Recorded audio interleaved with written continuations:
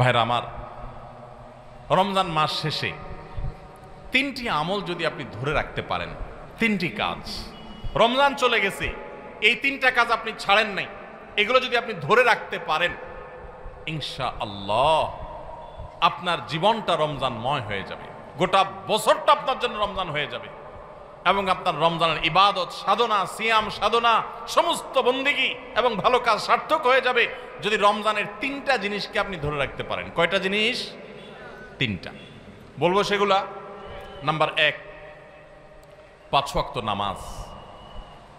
আমাদের অনেক ভাইরা আছি সারা বছর নামাজের ব্যাপারে গাফিলতি উদাসীনতা করলেও রমজানে কোনো গাফিলতি করি নাই। আলহামদুলিল্লাহ, রমজান মাসটা পুরা মাস নামাজ পড়ার চেষ্টা করছি। অনেকে আছেন না, কিন্তু রমজানের পরে এখন আর নিয়মিত পারতেছেন না।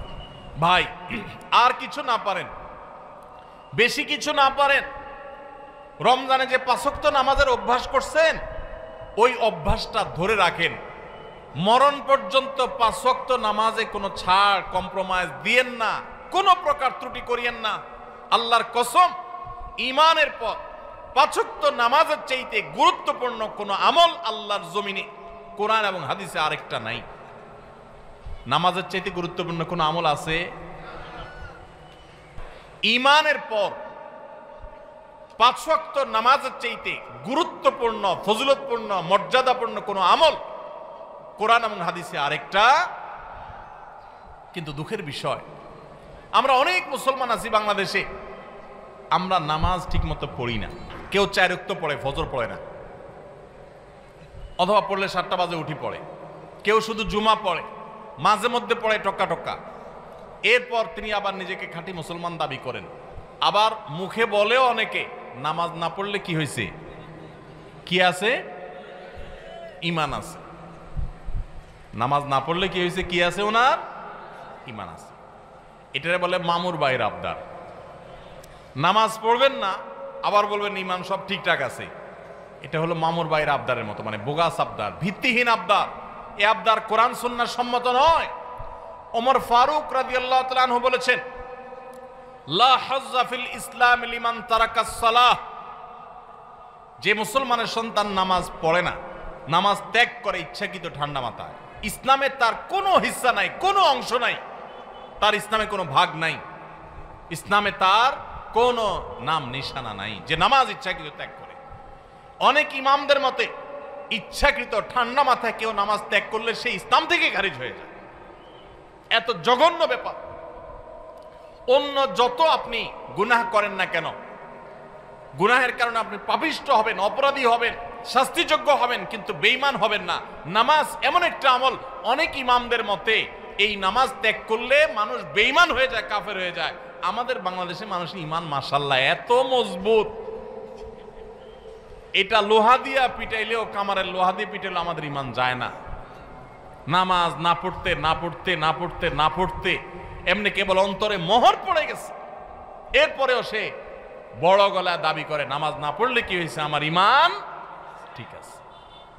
ভাইরা আমার, রমাদানের এই আমলটা, 5 ওয়াক্ত নামাজ সময় মতো, পুরুষরা জামাতের সাথে, মা বোনরা ওয়াক্ত মতো। মা বোনদের একটা সমস্যা হলো, অনেক মা বোনরা জোহরের নামাজটা পড়েন 3টা, 3:30টার দিকে। কেন? দুপুরে ওনারা রান্না বাড়া করেন, রান্না বাড়া করতে গিয়ে ওনারা শরীর ঘামায় টামায় যান, তখন শয়তান এসে মাসালা নিয়ে হাজির হয়। শয়তান ওনার মাথায় একটা মাসালা ঢুকায়। কি মাসালা ঢুকায়? বলে যে, দেখো বোন, তুমি এত কষ্ট করে এতক্ষণ রান্না বাড়া করলা, রান্নাঘরে গেছো, গরমে ঘামায়া স্যাঁতস্যাঁতা হয়ে গেছো, এই শরীর নিয়ে তুমি আল্লাহর সামনে কেমনে দাঁড়াইবা বলো? তো এবার বোন শয়তানরে জিগায় মনে মনে আর কি, তাহলে কি করতে হবে?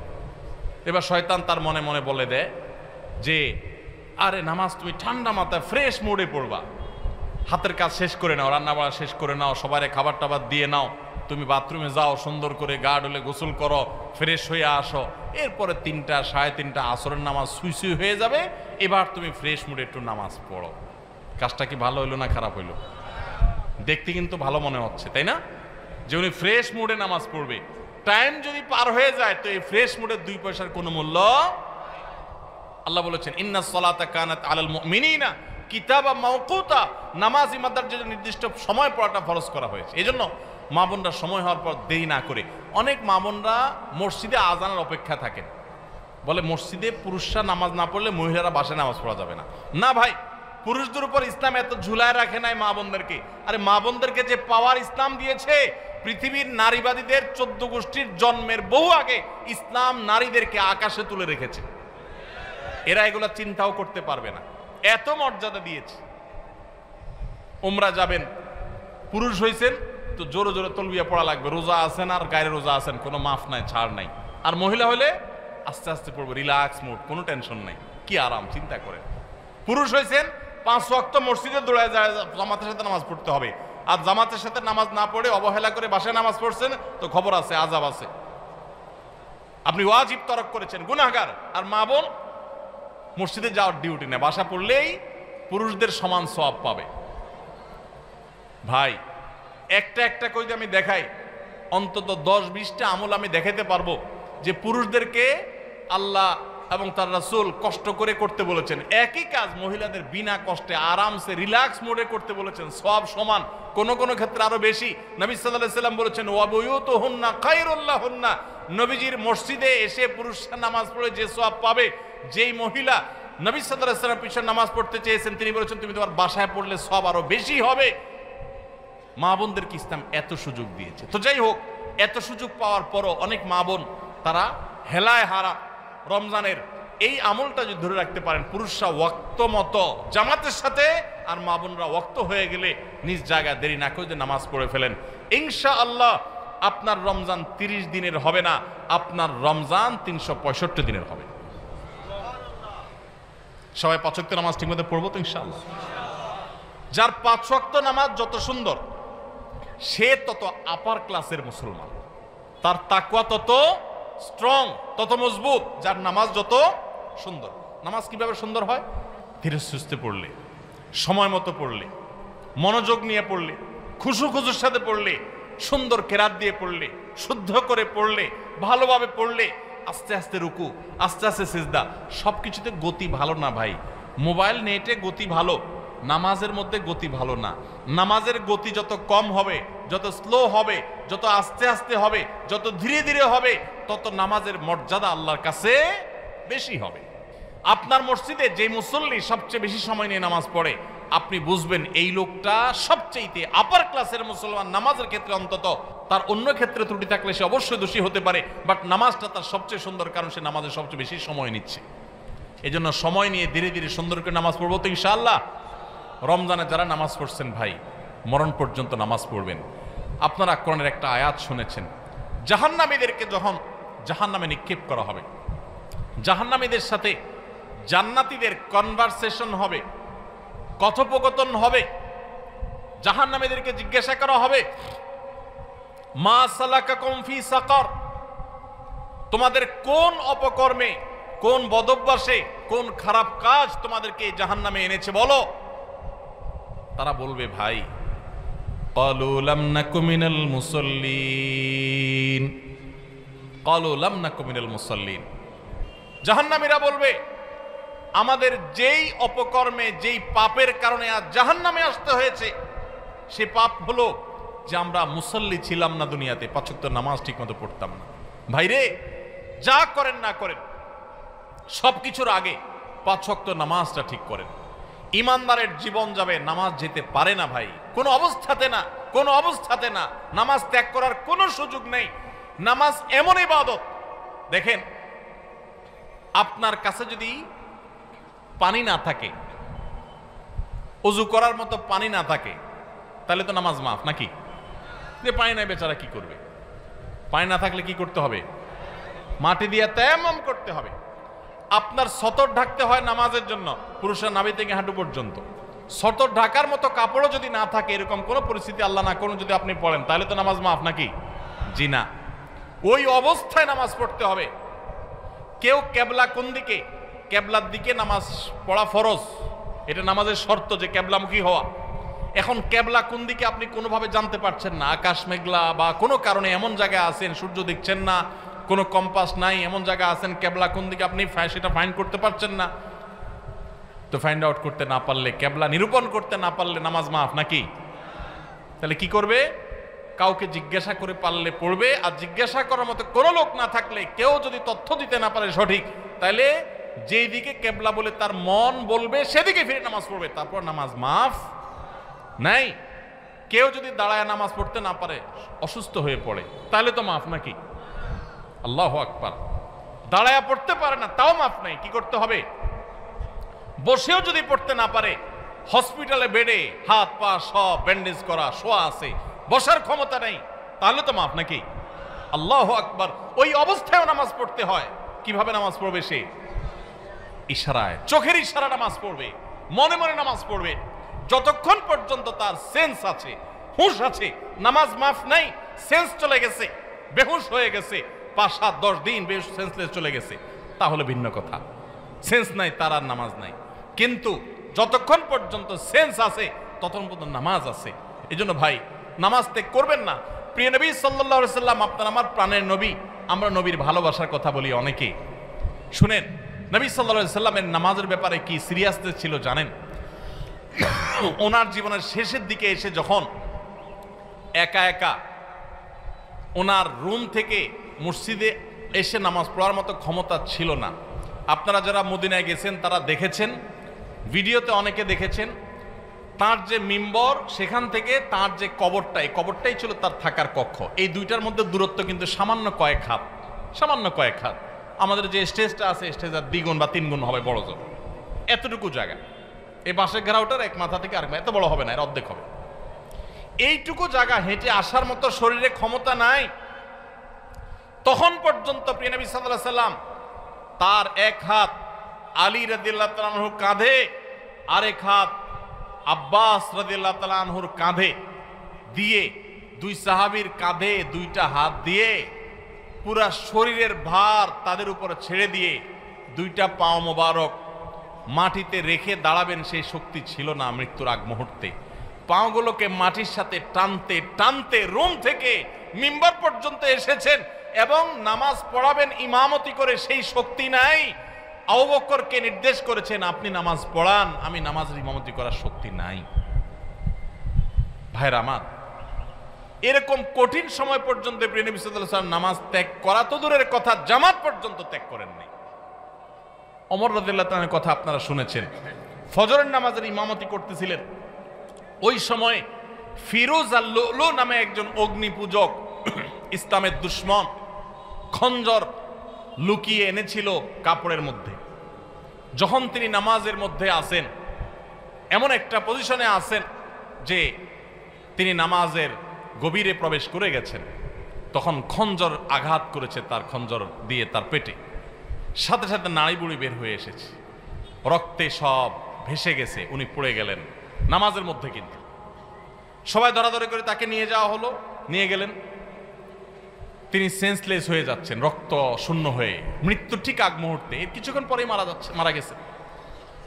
ওই সময় হঠাৎ করে তার যখন সেন্স আসছে, একটু মাথাটা উঁচু করার পর তার পরিবারের সদস্যরা দৌড়ে আসছে যে এত রক্ত ক্ষরণ হয়েছে, বোধহয় পানি টানি পান করার জন্য বলবে, শেষ মুহূর্তে মানুষ পানি খেতে চায় মরার আগ দিয়ে বা কিছু।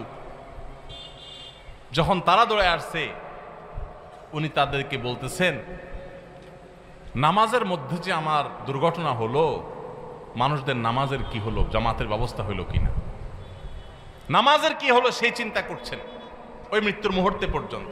ভাইরে, মুসলমানের সন্তান নামাজ ত্যাগ করার কোনো সুযোগ নাই, সে নিজেকে মুসলমান দাবি করতে পারে না।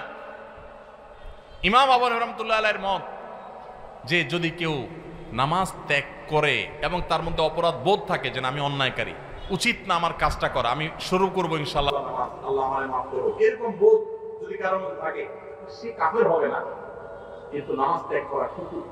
নবী সাল্লাল্লাহু আলাইহি ওয়াসাল্লাম বলেছেন, আল-আহাদুল্লাযী বাইনানা ওয়া বাইনাহুম তারকুস সালাত, একজন অমুসলমানের সাথে আমাদের পার্থক্যের জায়গাটা হলো নামাজ ত্যাগ।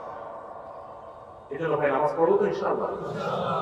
রমজান মাসের এই একটা জিনিস যদি আপনি সারা বছর ধরে রাখতে পারেন, নামাজটা সুন্দর করে 5 ওয়াক্ত সময় মতো ঠিকঠাক মতো পড়েন, আপনার গোটা জীবনটা রমজান হয়ে যাবে ইনশাআল্লাহ।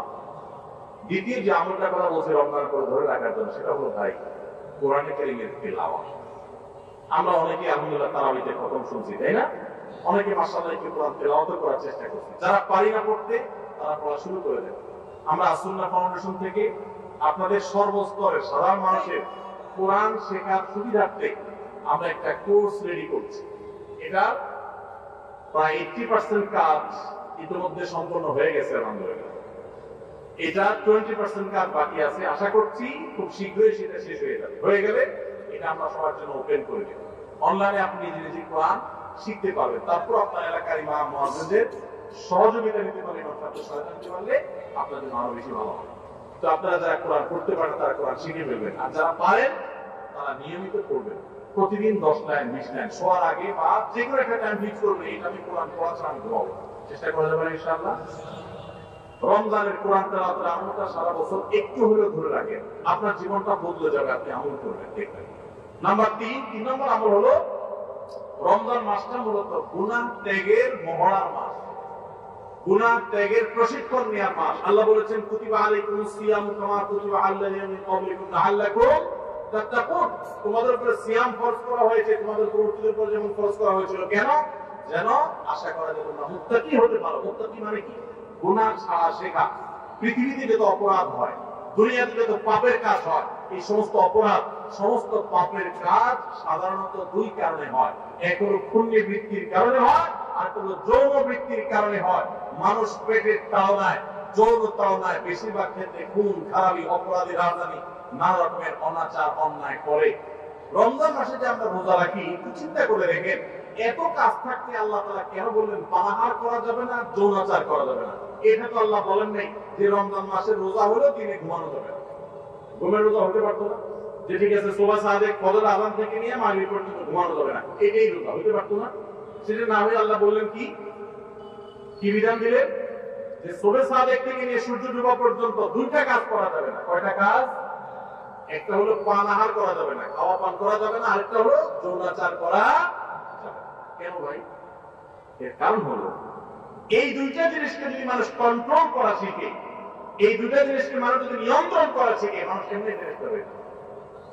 সমাজে কোনো অন্যায় থাকবে না, কোনো অপরাধ থাকবে না, অপরাধ প্রবণতা থাকবে না। আমরা যতটা অপরাধ করি মুসলমান নামধারী হওয়া সত্ত্বেও, ততটা আমাদের মধ্যে এই দুইটাকে আমাদের কন্ট্রোল করার ক্ষমতা না থাকার কারণে যত ঘুষ, যত সুদ, যত দুর্নীতি, যত অনাচার, যত আর্থিক অনিয়ম, যত অপরাধ, আর্থিক অপরাধ হয়ে থাকে, এই সবগুলো হয়ে থাকে দুর্নীতির কারণে। মানুষের ক্ষুধা, মানুষের টাকা, লোভ, মোহ, এগুলোর কারণে। আমাদেরকে ইসলাম রোজার মাধ্যমে সেটাকে কন্ট্রোল করা শিখাইছে। যে বান্দা, তোমার পেটে ক্ষুধা আছে, তোমার সামনে খাবার আছে, তোমার পেটে, তোমার গলায় পিপাসা লেগেছে, তোমার সামনে পানি আছে, কেউ দেখছে না, বদ্ধ রুমে আছো, সিসি ক্যামেরাও নাই, তুমি একা একা রুমে আছো, চুপচাপে খেয়ে নিতে পারো, পানি পান করলে করতে পারো, কিন্তু আপনি করছেন না। এই যে আমার সামনে সুযোগ আছে কিন্তু আমি খাচ্ছি না, কেন? আল্লাহ নিষেধ করেছে। ঠিক একই ভাবে আমার সামনে ঘুষ নেওয়ার সুযোগ আসবে, সুদ নেওয়ার সুযোগ আসবে, দুর্নীতি করার সুযোগ আসবে, চাঁদাবাজি করার সুযোগ আসবে, মাস্তানি করার সুযোগ আসবে, আর্থিক অনিয়মের সুযোগ আসবে, রাষ্ট্রীয় সম্পদ আত্মসাতের সুযোগ আসবে, রিলিফের টাকা মারার সুযোগ আসবে, অন্যায় করার সুযোগ আসবে, 2 নম্বর পথে কামাই সুযোগ আসবে, কিন্তু আমি করবো না। কেন? আমার আল্লাহ নিষেধ করেছে।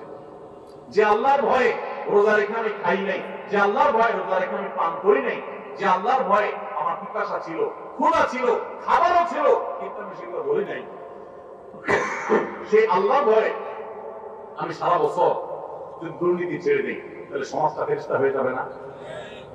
ঠিক একই ভাবে যৌন বৃত্তির কারণে, যৌন তাড়না আকাঙ্ক্ষার কারণে, এটা নিয়ন্ত্রণহীন হওয়ার কারণে মানুষ খুন খারাপি, মাদক, নানা রকমের অপরাধের সাথে মানুষ জড়িয়ে পড়ে। ইসলাম বলেছে আমাদের রোজার মাধ্যমে সেটাকে কন্ট্রোল করা শিখতে। দেখুন, গোটা পৃথিবী, ভোগবাদী দুনিয়া, আজকের এই পৃথিবী আপনাকে শুধু ভোগের কথা বলবে। যত বিজ্ঞাপনী বিলবোর্ড দেখবেন, যত প্রচার পত্র দেখবেন, যত বিজ্ঞাপনী ভিডিও দেখবেন, যত অ্যাডভার্টাইজমেন্ট দেখবেন, সবগুলো দেখবেন ভোগ, ভোগ এবং ভোগ। এই যে পয়লা বৈশাখ গেল, শুধু ভোগ আর কিচ্ছু নাই। খাও দাও, ফুর্তি করো, জামা কাপড় পরো, বাস শেষ। ঈদ আপনাকে বলেছে ভোগ করো, কিন্তু তার আগে ত্যাগ করো। ফিতরা দিয়ে গরিবের মুখে হাসি ফুটাও, এরপর তুমি হাসো। কোরবানির গোশত থেকে নিজে খাও, ওয়াতি'মুল বাঈসাল ফাকির, গরিবকে খাওয়াও।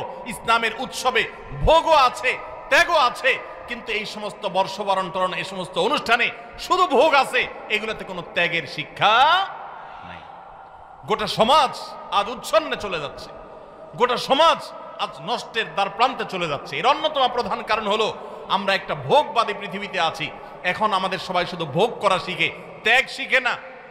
এখন সেই যুবক সমাজে পাওয়া যায় না যেই যুবক সে তার সিটটা একজন বয়োজ্যেষ্ঠ মানুষের জন্য স্যাক্রিফাইস করে পাবলিক পরিবহনে উঠে। সেই যুবক পাওয়া যায় না যেই যুবক একজন মুরব্বী মানুষকে দেখে রেসপেক্ট করে রাস্তার পাশে দাঁড়িয়ে শ্রদ্ধা ভরে তাকে সালাম নিবেদন করে। এখন উচ্ছৃঙ্খল যুবক পাওয়া যায়, কিশোর গ্যাং পাওয়া যায়, অপরাধী পাওয়া যায়, সন্ত্রাসী পাওয়া যায়, মাদকের চোরাকারবারি পাওয়া যায়, উচ্ছৃঙ্খল সন্ত্রাসী মাস্তানি করা, চাঁদাবাজি করা যুবক পাওয়া যায়। কিন্তু সমাজে সেই ভালো যুবক হারিয়ে গেছে, কারণ ইসলাম আমাদের জীবন থেকে হারিয়ে গেছে। রমজানের রোজা আমাদেরকে এই বার্তা দিয়েছে যে তোমার খাদ্যের চাহিদাকে, তোমার টাকার লোভকে, তোমার অর্থের মোহকে, তোমার যৌন আকাঙ্ক্ষাকে, এগুলো তুমি কন্ট্রোল করো। রোজা রাখার মাধ্যমে শেখো যে এই টাইমের মধ্যে তুমি করবা না, মনে চাইলেও সুযোগ থাকলেও তুমি করবা না। তোমার সামগ্রিক জীবনে যখনই কোনো অন্যায়ের হাতছানি আসবে, অপরাধের হাতছানি আসবে, অপরাধের সুযোগ তৈরি হবে, দুর্নীতি করার সুযোগ তৈরি হবে, তোমার কোনো গুনাহের কাজ করার সুযোগ তৈরি হবে, মনেও চাইবে কিন্তু তুমি করবে না। কেন? কারণ আল্লাহ নিষেধ করেছেন, কেউ দেখছে না, আল্লাহ দেখছেন। আল্লাহর ভয় তুমি নিয়ন্ত্রণ করবে। এই নিয়ন্ত্রণটাই রোজা মাস আমাদেরকে শিক্ষা দেয়। রমজান মাস চলে গেছে, আর কিছু করতে না পারেন, রমজানের এই শিক্ষাটা যদি আপনি ধরে রাখতে পারেন, সারা বছর জুড়ে আপনার অফিসে যখন দুর্নীতি করার সুযোগ আসে, তখন যদি আপনার মনে হয় আমি তো রোজা রেখে খাই নাই, পান করি নাই, আল্লাহর ভয়ে কেউ দেখে নাই, তারপরেও করি নাই, তাহলে এখন যে আমি 2 নম্বরই করব, আল্লাহ কি দেখছেন না? আল্লাহ কি এটা নিষেধ করেন নেই যে আল্লাহ রোজা রেখে আমাকে হালাল খানা খেতে নিষেধ করেছেন, হালাল পানীয় পান করতে নিষেধ করেছেন? সেটাকে যদি আমি এত গুরুত্বের সাথে মেনে থাকি, তাহলে এখন হারাম ঘুষ কিভাবে আমি নিতে পারি, হারাম দুর্নীতি কিভাবে আমি করতে পারি, চাঁদা কিভাবে আমি নিতে পারি? আমার তো আল্লাহর ভয় হওয়া উচিত। আল্লাহর সামনে দাঁড়াতে হবে, আল্লাহর সামনে কাপন পড়ে যেতে হবে, সব রেখে চলে যেতে হবে। এই ভয় যদি আপনার মধ্যে কাজ করে, এটা যদি জাগ্রত হয়, আল্লাহর কসম আপনি আল্লাহর ব্যাপারে সুধারণা করতে পারেন, আপনার রোজা সাকসেস, আপনার রমজান সফল, আপনার রমজান আল্লাহর ইবাদত বন্দিগি, আল্লাহর যেগুলো করেছেন সেগুলো আল্লাহ কবুল করেছেন, এটা আপনি ধারণা করতে পারেন। যদি রমজান যাওয়ার পরে আপনার অপরাধ করার সময় মনে পড়ে আমি না রোজা রেখে পানাহার করি নাই আল্লাহর ভয়ে, তাহলে এখন এই অন্যায়গুলো করা যাবে না। কার ভয়ে? আল্লাহর ভয়ে। তাহলে 3 নম্বর আমল হলো, রমজান চলে গেছে কিন্তু রমজানের শিক্ষাটা রয়ে গেছে। শিক্ষাটা কি? যে আল্লাহর ভয়ে সমস্ত পাপাচার থেকে, সমস্ত অনাচার থেকে, সমস্ত অন্যায় থেকে বেঁচে থাকবো। বিশেষ করে আপনারা এখানে বেশিরভাগ মানুষ যুবক ভাইরা আছেন, 2-4 জন বন্ধু বান্ধব যখন একসাথে হন, বাসে উঠলেন, মনে করেন কন্ট্রাক্টরের সাথে 1 কথা থেকে 2 কথা বেশ কম হয়ে গেল, শরীরটা, বন্ধু বান্ধব যখন 4-5 জন থাকেন, কলেজ স্টুডেন্ট হন, তখন কিন্তু শরীরের মধ্যে একটা ভাব চলে আসে, আসে না? একা একা থাকলে তো একেবারে বিড়ালের মতো সোজা থাকেন, তাই না? ভদ্র মানুষের মতো ভাঁটা চাইলে দিয়ে দেন। যখন বন্ধু বান্ধব 4-5 জন থাকেন, তখন কন্ট্রাক্টরের সাথে 1 কথা বেশি 2 কথা হইলেই হাতা গোছানো শেখে, এই বেটা কার সাথে কি বলতেছিস, চিনস? মাস্তানি শুরু হয়ে যায় না? ছোট লোকরা মাস্তানি করে, খুব ভালো করে শুনে রাখবেন। কোনো বড় মানুষ, বড় মনের মানুষ, ভালো মনের মানুষ মাস্তানি করে না। গুন্ডামি, মাস্তানে, গায়ের জোর দেখা সব অভদ্র, ছোট লোক, নিচু লোক। কোন ভদ্রলোক কখনো মানুষকে গায়ের জোর দেখাবে? যদি কারোর কোনো কিছুতে গায়ের জোর আগে চলে আসতে হয়, বেশিরভাগ ক্ষেত্রে মাস্তানি, গুন্ডামি করার মানসিকতায়, বুঝতে হবে এটা হলো আস্ত ছোট লোক। ছোট লোক ছাড়া কোনো ভদ্রলোক কোনোদিন কাউকে গায়ের জোর দেখাবে। দুর্বলের প্রতি যদি কেউ চাপিয়ে পড়ে, দুর্বলের প্রতি যদি কেউ ঝাঁপিয়ে পড়ে, এর মতো কাপুরুষ, এর মতো ছোট লোক, এর মতো নিচু লোক আল্লাহর জমিনে আরেকটা নেই। যুবক ভাইরা, মাস্তানি করার জন্য যোগ্যতার দরকার হয় না। মাস্তানি কুকুরে পারে, মাস্তানি বাঘে পারে, মাস্তানি সিংহে পারে, মাস্তানি হিংস্র জীবজন্তু করতে পারে, মাস্তানি সাপে করতে পারে, মাস্তানি আল্লাহর অনেক এই সমস্ত হিংস্র জীবজন্তু প্রাণীরা পারে। বিনয় এটা মানুষ পারে, এটা সবাই পারে না। বিনয়ী হবেন না অহংকারী হবেন? মাস্তানি করবেন না মানুষ উপকারী করবেন? গুন্ডামি করবেন না ভালো মানুষ হবেন? আল্লাহ আমাদের যুবকদেরকে আদর্শ যুবক হওয়ার তৌফিক দান করুন। আল্লাহ আমাদের যুবকদেরকে সমাজের সেরা মানুষ হওয়ার তৌফিক দান করুন। যুবক ভাই, 4-5 বন্ধু যখন মিলবেন, মাস্তানি না করে কোথাও একটা সাঁকো ভেঙে গেছে, কয়েকটা বাঁশ নিয়ে কয়েক যুবক বন্ধু মিলে সেটা ঠিক করে দেন। করে একজন বৃদ্ধ, তিনি কষ্টে আছেন, তার বোঝাটা 2-3 বন্ধু, 4 বন্ধু মিলে একটু তুলে দেন, হালকা করে দেন। ভাইরা আমার, মাস্তানিতে মজা পান আপনারা, আমি জানি। গুন্ডামিতে এক ধরনের মজা পাওয়া যায়, একটু ভাবসাব জাহির হয়, শরীরের মধ্যে একটা অবস্থা তৈরি হয়, বুঝি। কিন্তু ভাই, কখনো কি আপনি একটু বিনয়ী হয়ে দেখেছেন? আপনি কখনো বিনয়ী হয়ে দেখেছেন? সালহাতু সাঙ্গেবুদি দিল খারাস আজমুদে এক জামানা খাকে বাস। বহু বছর তো পাথর হয়েছিলেন, গুন্ডামি মাস্তানি বহু করেছেন, গায়ের জোর বহু দেখিয়েছেন। প্লিজ পরীক্ষা করে হলেও কিছু কালের জন্য একটু মাটি হয়ে দেখেন। আল্লাহর কসম, গুন্ডামি করে যে মানসিক শান্তি পান, আপনি মাটি হয়ে বিনয়ী হয়ে মানুষের উপকারী হতে পারলে তার চেয়ে বেশি শান্তি পাবেন। মানসিক শান্তি, সুখ পাবেন, সুখ, ভালো লাগে, কাজ করবে। সবাই বিনয়ী হবে তো ইনশাআল্লাহ। চায়ের দোকানে যুবক যদি একা একা বসে, তো মেসিয়ার টি বয়, চায়ের দোকানের কর্মচারী ওই লোকটাকে ভদ্রলোকের মতো বলে, ভাই একটা চা হবে, বা চাচা একটা চা দিবেন।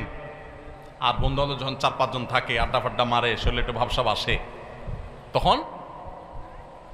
তখন আপনার একবারে বেশি 2বার বলা লাগে, তো দেখান যায় টোন চেঞ্জ হয়ে যায়। এই তোমার কাছে চা চাইছিলাম না, কানে শোনো না, মানুষ মনে হয় না নাকি? থাপ্পড় শুরু টেবিলে মনে। ছোট লোক। কি লোক? ছোট লোক। ভালো করে বলেন, কি লোক? গুন্ডামি করে কি লোকে? মাস্তানি করে কারা? গায়ের জোর দেখায় কারা? কোন ভদ্রলোক এগুলো করে?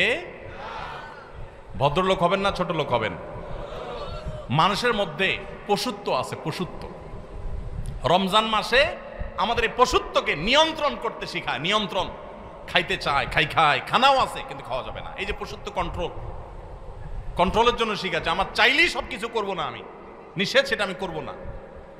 এই জন্য পশুত্ব কন্ট্রোল যদি করতে পারেন, রমজান চলে গেছে কিন্তু রমজানের শিক্ষাটা যদি আপনার মাথায় চলে আসে, আপনি একটা অন্যায় কাজ যদি ছাড়তে পারেন রমজানের শিক্ষা থেকে শিক্ষা অর্জন করে, তাহলে ইনশাআল্লাহ রমজান আপনার সার্থক। তাহলে 3টা আমল বলছিলাম ভাই, ধরে রাখেন। নাম্বার 1, রমজান মাস চলে গেছে, 5 ওয়াক্ত নামাজ ছাড়বেন না ভাই, কখনো না। জীবন চলে যাবে, নামাজ ছাড়বেন না, চেষ্টা করা যাবে না ইনশাআল্লাহ। 2 নম্বর হলো রমজান চলে গেছে, রমজানে কোরআন তেলাওয়াতটা ধরে রাখবেন, হোক সেটা পরিমাণে অল্প অল্প করে পড়া। আর 3 নম্বর হলো যে রমজান মাস চলে গেছে, রমজানের সবচেয়ে বড় এবং প্রধান শিক্ষা হলো সকল গুনাহ পাপের কাজ ছাড়া সকল অন্যায়, সকল পাপাচার ছেড়ে দিবেন। রমজানের শিক্ষা এটা। ওইটা যদি আপনি একটু ধরে রাখার চেষ্টা করেন, সব ছাড়তে না পারেন, কিছু কিছু গুনাহ যদি ছাড়তে পারেন, কিছু কিছু বদভ্যাস যদি ছাড়তে পারেন, ইনশাআল্লাহ আপনার রমজান শুধু 1 মাসের হবে না, আপনার 12 মাস রমজান হয়ে যাবে, আপনার জীবনটা রমজানময় হয়ে যাবে। চেষ্টা করা যাবে না ইনশাআল্লাহ। ও আরশে আজিমের মালিক, আপনি আমাদের সবাইকে তৌফিক দান করেন, আমাদের সবাইকে মুত্তাকি বানায় দেন, মুত্তাকিদের ইমাম বানায় দেন, মুখলেস নিষ্ঠাবান মানুষ বানায় দেন, নামাজ কায়েমকারী বানায় দেন, সুন্দরভাবে সালাত আদায়কারী বানায় দেন। আল্লাহ কোরআন তেলাওয়াতকারী বানিয়ে দেন, আমাদের অন্তরগুলোকে বিগলিত করে দেন, আমাদেরকে ভালো মানুষ বানায় দেন, ভালো মুসলমান বানায় দেন, নেককার বানায় দেন, মুত্তাকি বানায় দেন, গুনাহ বর্জনকারী বানায় দেন। আল্লাহ, গুনাহ করার স্বাদ আমরা পেয়েছি, আমাদেরকে গুনাহ ছাড়ার স্বাদটা আস্বাদন করার তৌফিক দান করুন। সবাই চেষ্টা করব না ইনশাআল্লাহ। আল্লাহ আমাদের সবাইকে তৌফিক দান করুন। আস-সুন্নাহ ফাউন্ডেশন, উম্মার স্বার্থে সুন্নাহর সাথে।